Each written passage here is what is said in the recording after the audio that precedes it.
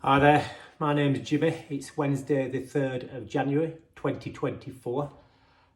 Welcome to the YouTube channel All the Gear No Idea Hiking. Last year I walked the Pacific Crest Trail in America, just over 2,500 miles from Mexico to Canada, and I loved it. Got really hooked on through hiking, and I did it with this rucksack here, which is called the GR131 36 litre. It's quite a small rucksack, but it really worked well for me. So tomorrow I'm going to be flying out to Lanzarote in the Canary Islands, and what I'm going to do is another through hike, a lot shorter than the last one though. It's about just over 350 miles, and it's this one here which is called the GR131, and it basically hikes across the 7 Canary Islands. So it starts at Lanzarote, which is where I fly into, then it goes to Fuerteventura, Gran Canaria, Tenerife.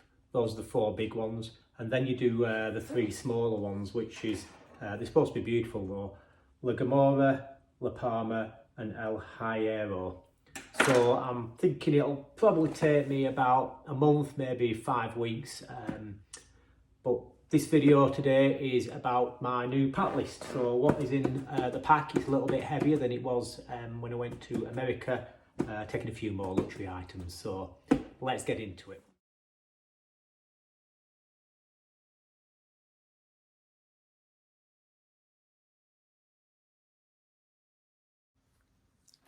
Right, okay, before we do the pack, what's in the pack, I'm going to do what I'm going to be wearing, which isn't part of your base weight, obviously. So, on my feet will be the Lone Peak Ultras. Love them. Went through about 4 pairs in America last year, and I've had a few pairs before that as well. Darn Tough Merino socks, Nike running shorts, lightweight breathable white t-shirt, which won't be white by the time we get back, and a pair of icebreaker underpants. So that's not part of the base weight. We'll stick that away and we'll get the pack out and go through that. Okay, Gossamer Kumu 36 litre rucksack. Like I said, I've had to put a new back panel on it and fix some of the straps. So what I'll do is I'll just get everything out, chuck it on the table and go through it as I go. So the first thing you'll see on it is the solar panel, which I bought whilst trekking in America. So if you are trekking in any hot countries that have got permanent sunshine, these are brilliant. I use it all the time. It meant that I didn't have to go into town and charge. I always had charge on my phone, charge on my music or anything like that. So it's just a panel that goes on the top, and then in the back there you've got 2 USB ports. I just put a power bank in there, but you can also put your mobile phone in there, and it's great. It'll give you a full charge all day long. Okay, so on the outside of my rucksack I've got a pair of lightweight deck shoes, because I want to have something quite smart to wear. I've got a towel, which I don't usually take, but a lightweight one. I've got my drinking pot and stove. So it's the Avenue titanium pasta pot. In there is the BRS stove.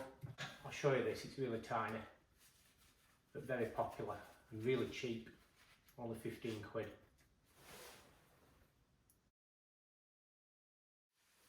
Also I've got a Dyneema food bag, which you need to put your food in, stop mice getting into your tent, ruining your tent.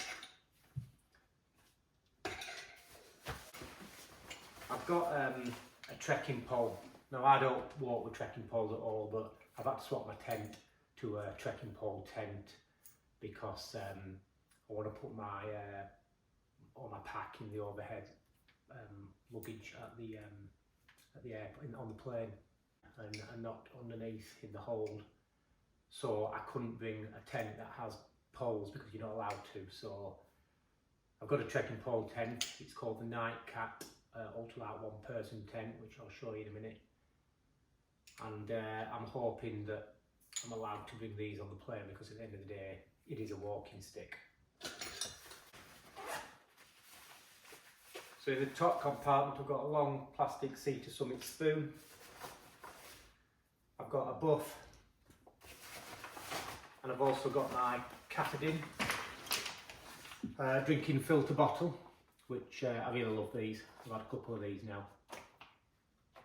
So these 4 items are all that I have inside my pack. Start off with the biggest. So this has kind of got everything in because that's my tent. And what happens with this is it sits at the bottom, so it's in the small of your back like that in your rucksack, and it's really comfortable with that on top.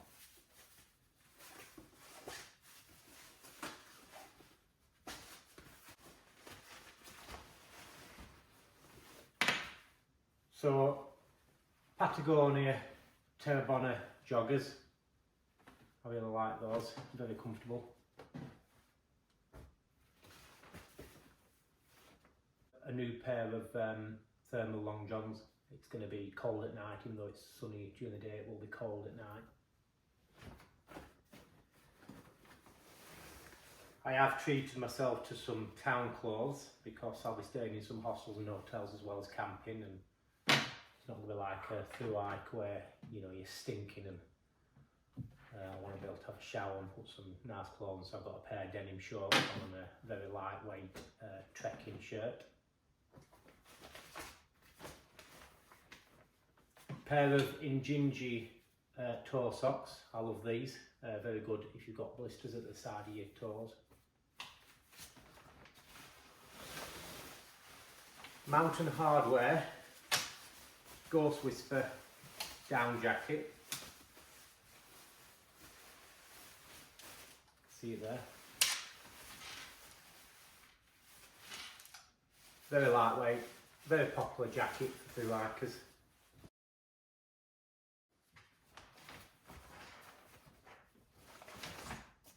I've got my Montane hooded top. Like my warm top, sleep in that sometimes as well. And then at the bottom, I've got my tent, which is the Nightcap ultralight 1-person tent, which I need the trekking pole for. It's about 900 grams. Believe it or not, I haven't put it up yet because it's rained in the UK for about 6 weeks now since I bought it. So I'm going to straight in on that when I get to the Canary Islands. I'll not get it out, but I'll show you a picture of it so you can see what it looks like when it's put up. And that's that. These bags here, event waterproof compression sacks. I love just pushes everything down, and you don't need a waterproof pack liner because they're waterproof. So this one here has my sleeping bag in. So this is the Western Mountaineering Alpenlight sleeping bag. It lofts up really well. Really warm, quite expensive, 550 quid these, but they're hand stitched and one of my best pieces of kit, that and my rucksack. So I've got here my sleeping pad. I'm not going to get it out, I'll show you a picture of it now.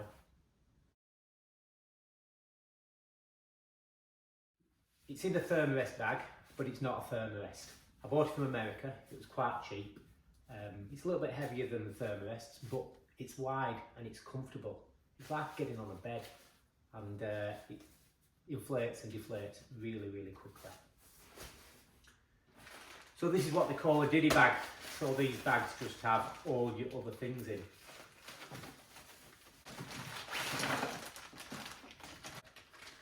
That's my bag of toiletries. It's got a few more things in it than I had when I went to America. A few more luxury items. Still got my trusted wipes though, only need 1 pack. But yeah, it's got a deodorant, which I didn't take last time. It's got a shampoo as well.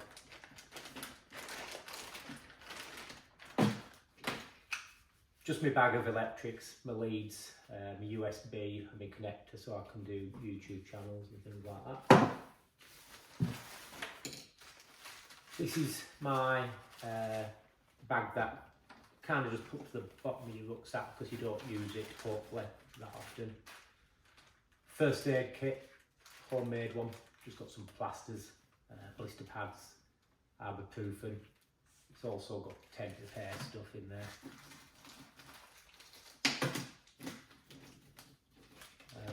Hydration tablets to put in your water.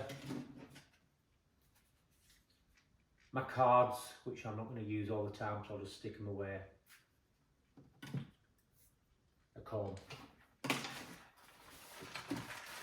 Also in there is this bag here, which has got my potty trowel for digging cat holes, but it's also got a bag of tent pegs. Now, they might take that off me at customs at the airport. Don't know whether I'm supposed to take that on a plane or not.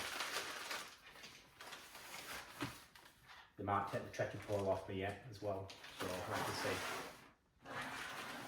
And then I've got my fanny pack, which really like these. Got the passport in it, sunglasses, readers, iPhone connector, earbuds, money. That is it. So it comes in a bit heavier than what I would normally like. It's about £15 base weight. I'll usually like going about 12.